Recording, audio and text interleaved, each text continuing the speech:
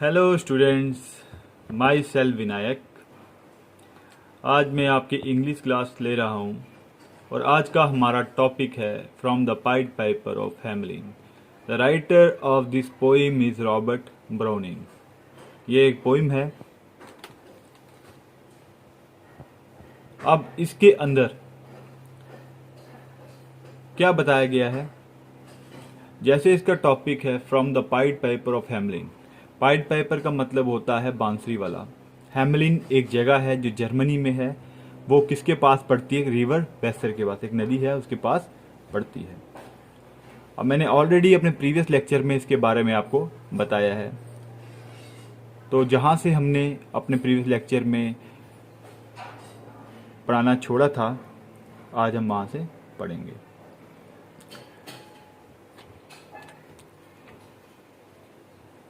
अब क्या हुआ था, एक पाइड पाइपर, एक बांसुरी वाला आया।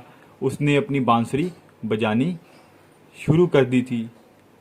स्ट्रीट में आया, बांसुरी बजाना शुरू कर दी। जैसे उसके ऐसे वो मालूम होता था कि वो मैजिशियन है, उसके पास कोई जादू है।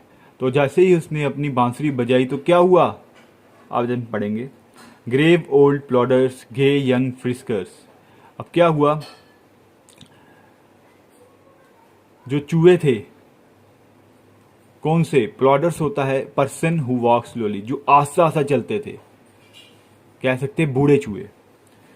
और उसके बाद गे यंग फ्रिस्कर्स, जो जवान। फ्रिस्कर्स क्या होता है?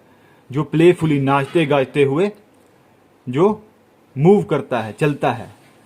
तो कहने का मतलब है जो बूढ़े चूहे थे वो आस्ता आस्ता निकलने लगे, जो जवान चूहे थे वो क्या करते? प्लेफुली खेलते हुए निकल गए बाहर। Fathers, mothers, uncles, cousin. अब किस तरह के चूहे थे? रिलेशन बताया हुआ है, पोइट ने क्या बताया है। उसमें उनके बाप भी थे, माँ भी थी, अंकल भी थे, बहुत से कजन भी थे, रिश्तेदार, भाई बहन भी निकल आए बाहर चूहों के। Cocking tail and pricking whiskers. अब कॉकिंग टेल का मतलब होता है, क्या होता है? रेस करना।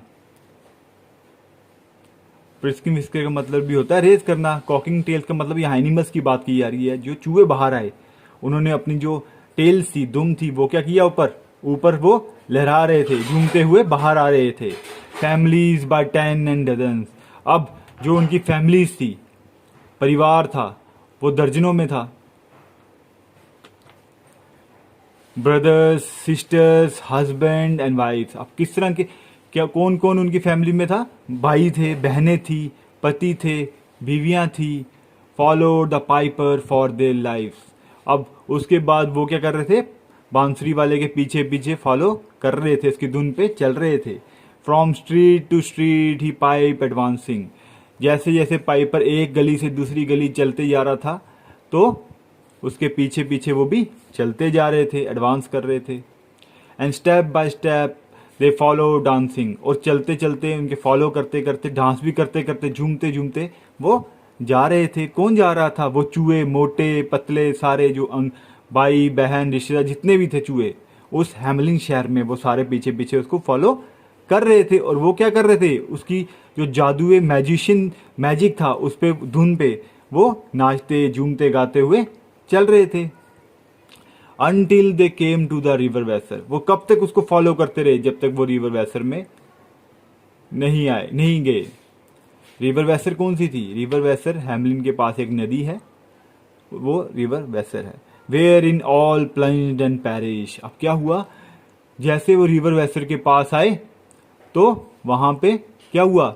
उन सब ने ऊंचाई से छलांग लगा दी। कहाँ पे? नदी के अंदर। और वो खत्म हो गए। पेरिश का मतलब होता है खत्म हो जाना। प्लंज्ड का मतलब होता है वहां कोई ऊंची जगह से छलांग लगा देना। Save one who stood as Julius Caesar. सिर्फ उनमें से, उन सारे चूहों में से सिर्फ एक चूहा ही बच गया। स्टॉट होता है ब्रेव एंड स्ट्रांग, जो हिम्मत वाला, मजबूत दिल का होता है। जूलियस सीजर होता है ग्रेट रोमन किंग। एक रोमन किंग था जूलियस सीजर, उसको कंपेयर किया गया है इस चूहे के साथ। यहाँ पे कंपैरिजन किया गया उस चूहे को, बहादुर चूहे को, उस बहादुर जूलियस सीजर के साथ जो एक रोमन किंग था। swam across and leave to carry. अब उसने अपनी जान कैसे बचाई? तैर के. Thank you very much. मैं आशा करता हूँ आपको समझ आया होगा. Thank you very much.